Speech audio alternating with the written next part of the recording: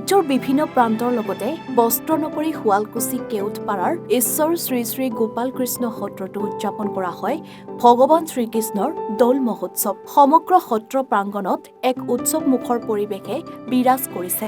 আনন্দত মতলীয়া ডেকা গাভৰু, আই মাতৃ কণ কণ শিশুকে আদি কৰি সকলো ওলাই আহিছে হোলী গীতৰ আনন্দ ল'বলৈ।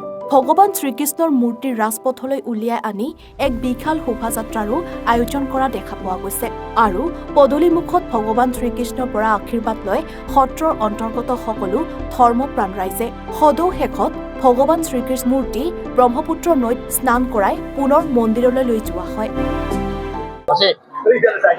ৰঙৰ উৎসৱ ফাকুৱা কি ক'ব অসমবাসীক?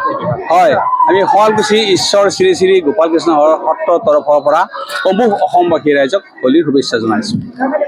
আৰু লগতে এইবাৰে আমাৰ 2025 চনৰ দুৰ্গা পূজাৰ শতবৰ্ষ, এই উপলক্ষে আমি এইবাৰ ৰাইজৰ ফালৰ পৰা হোলীটো আমি অকণমান ডাঙৰভাৱে আমি ইয়াত অনুষ্ঠিত কৰিছোঁ।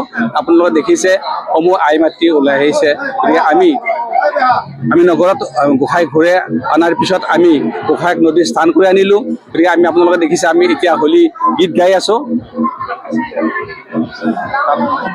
হয়, ৰঙৰ উৎসৱ ফাকুৱা কি ক'ব অসমবাসীৰ এই বিষয়ে? হয়, নমস্কাৰ।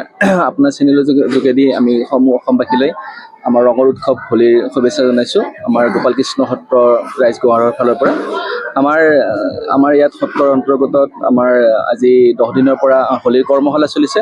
আমাৰ মহিলাসকলক আৰু শিশুসকলক আমাৰ হোলী গীতৰ আখৰা দিয়া হৈছে, তেওঁলোকক প্ৰশিক্ষণ দিয়া হৈছে। আৰু তাৰ অন্তত আজি এই 3 দিন ধৰি আমাৰ হোলী উৎসৱ পালন কৰা হৈছে আমাৰ সত্ৰত।